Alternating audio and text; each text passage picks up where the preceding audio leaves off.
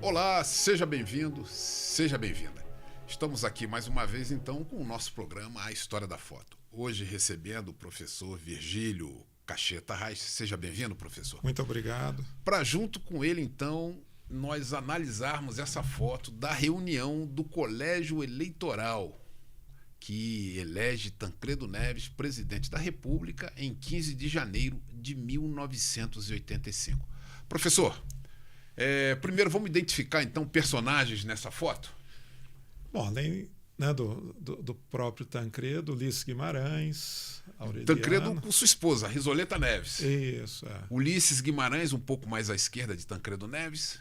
O Aureliano Chaves. Aureliano Chaves, que tinha sido vice-presidente do presidente Figueiredo no governo anterior e que tinha então como dissidente ajudado na criação da Frente Liberal, que faz essa aliança democrática que suporta, que dá apoio a essa candidatura de Tancredo Neves. E derrota o primeiro civil candidato do regime militar. Verdade. À direita de Risoleta Neves, então, José Sarney, que foi eleito nessa oportunidade vice-presidente da República. Também um dissidente do PDS, de João Batista Figueiredo. Professor, José Sarney e à direita de José Sarney, Dona Marli Sarney, sua esposa. E fundamental, né? Ele, Aureliano, Marco Maciel, Antônio Carlos Magalhães, Bornhausen, né?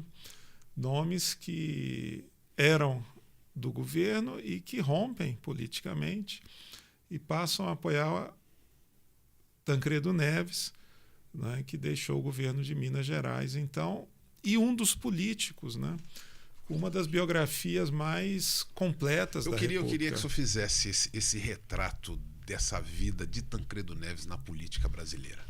Tancredo, né, bacharel assim, em direito, vai ser promotor e depois dá os passos, né, na política, inclusive sendo um dos pouquíssimos brasileiros a ser primeiro-ministro. Primeiro-ministro do governo João Goulart. Primeiro-ministro do governo João Goulart. E foi o primeiro-ministro. Além de ter trabalhado com Vargas também, né? Ele foi diretor do Banco do Brasil no governo Juscelino Kubitschek. Depois ele vem a ser primeiro-ministro, vem ser ministro da Justiça do governo Vargas, e no suicídio de Vargas, na noite em que Vargas faz a última reunião, dá uma caneta de presente para Tancredo Neves. Que, salvo engano, seria a caneta que ele usaria no termo de posse, caso tivesse ocorrido em 15 de março.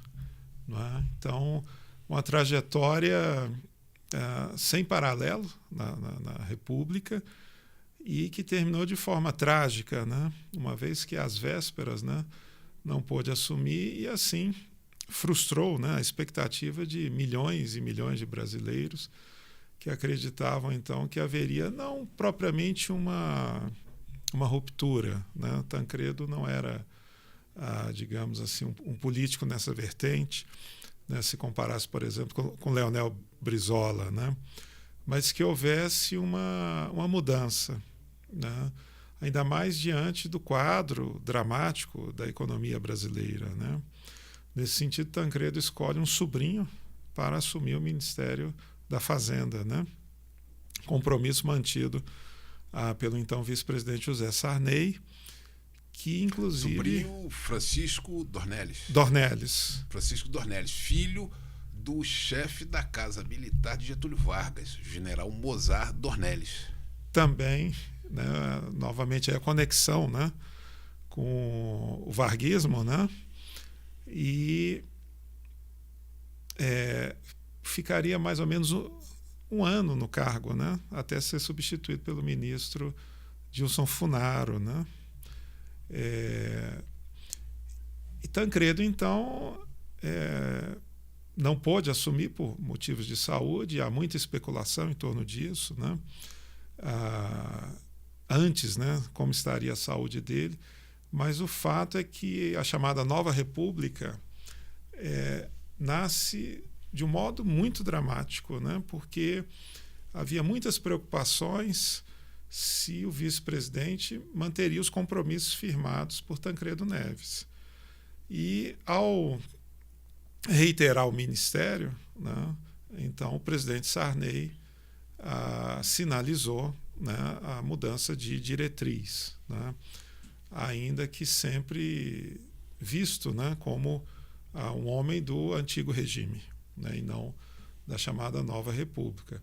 Mas, né, tivemos aí a Assembleia Constituinte e depois finalmente tivemos aí, né, depois de mais de 2 décadas, as primeiras eleições presidenciais diretas, né, em que a população então pôde finalmente escolher o nome da sua preferência.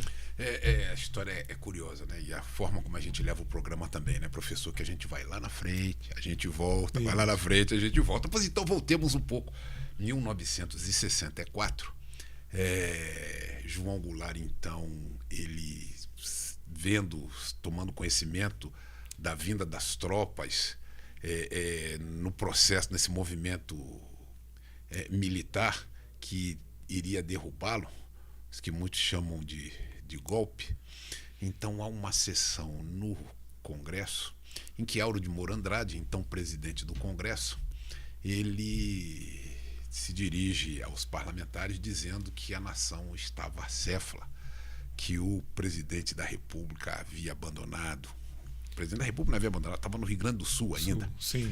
Então houve-se uma voz no plenário gritando: canalhas, canalhas! E essa voz era de Tancredo Neves. Era Tancredo Neves a gritar para o presidente do Congresso, que era um adversário de João Goulart: canalhas, canalhas! Aquela voz que se escuta no discurso é a voz de Tancredo Neves. Momento de coragem, né?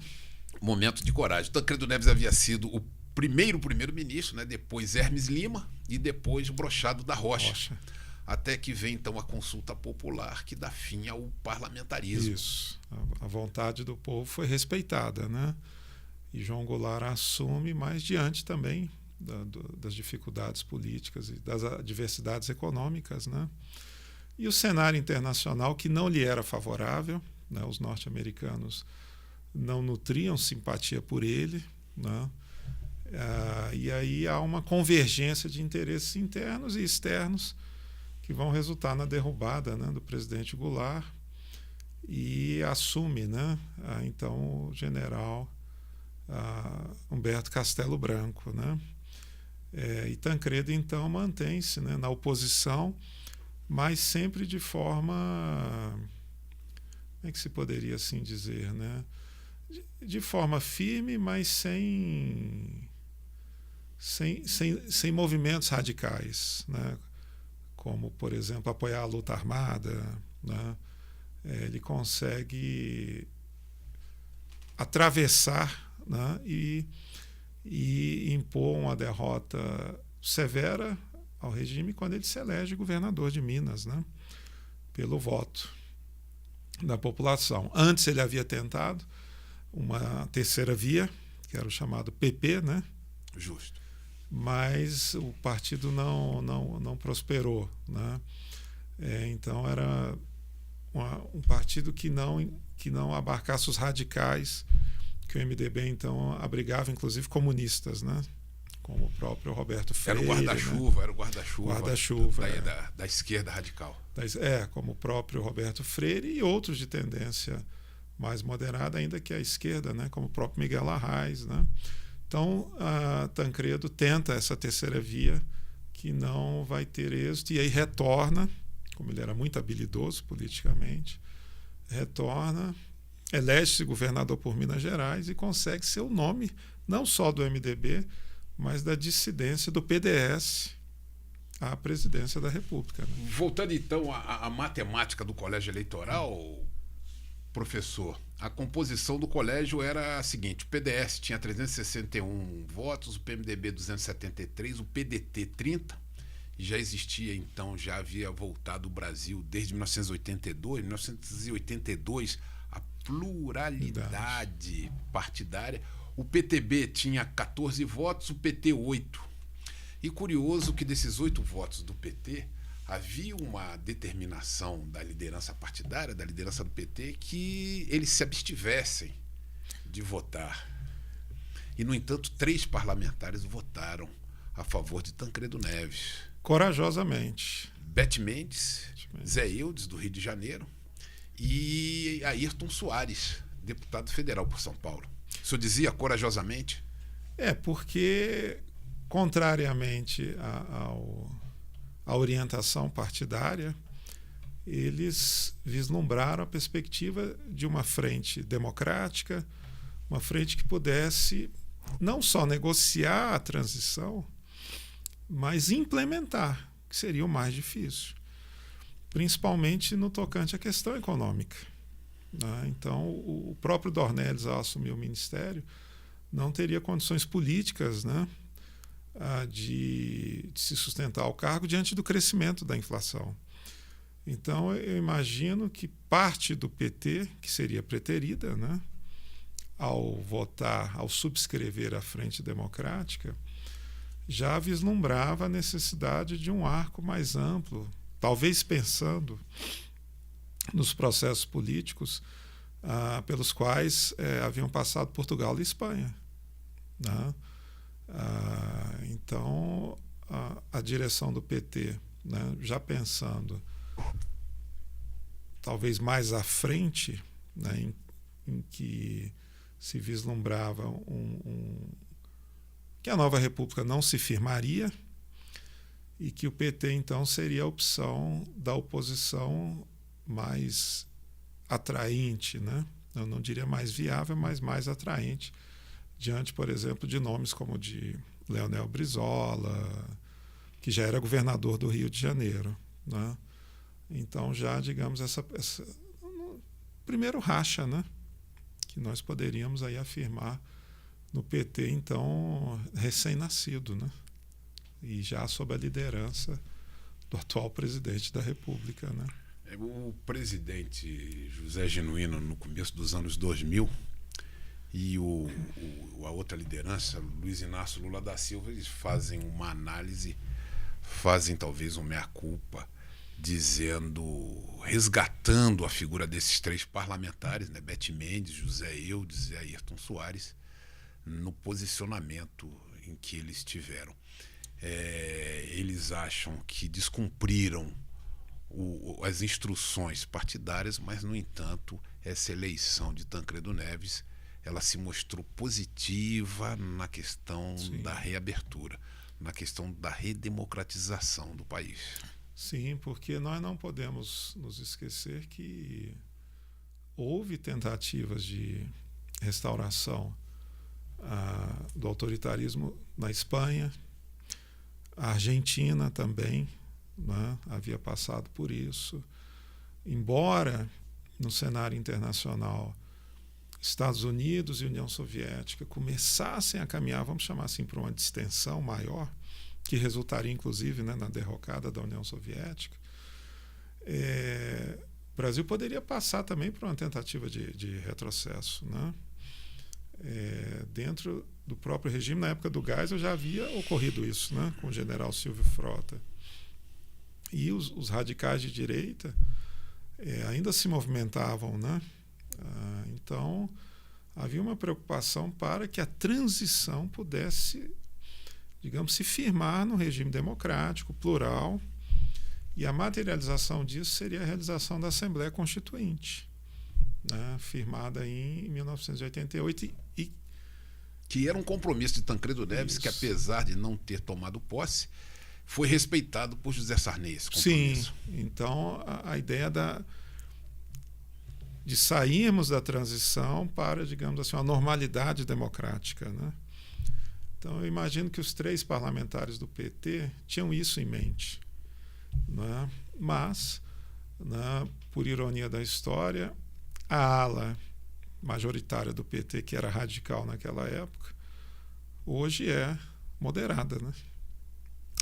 Com os mesmos, ou com quase os mesmos representantes, né? Então, como... Nessa disputa, então, professor, pela presidência da República no colégio eleitoral, Tancredo Neves fica com 480 votos, Paulo Salim Maluf fica com 180 votos e são 26 abstenções. A eleição é no dia 15 de janeiro. Isso. E a posse seria no dia 15 de março. Nesses 2 meses, Tancredo Neves faz viagens, se apresentando, levando o que ele, para esses países visitados, o que ele imaginava de seu governo, e talvez ele não tenha cuidado muito da questão saúde, né? Dia 14 ele é internado. Continue. Era quer dizer, a preocupação, vamos dizer assim, com a saúde política do país fez com que tenha sido ignorada a própria saúde. A própria saúde. Ele tinha medo de que ele, parando para uma cirurgia ou coisa parecida, não se permitisse a posse de José Sarney. Ele tinha esse temor, então ele levou ao extremo. E aí ele é internado, não tem como, ele é internado dia 14, na véspera da posse. E o que mostra, né, a preocupação com a questão da transição. E também com a questão dos vices, né, desde Pedro Aleixo até Aureliano Chaves. Né? Então, Tancredo acompanhou isso de perto, né? E há um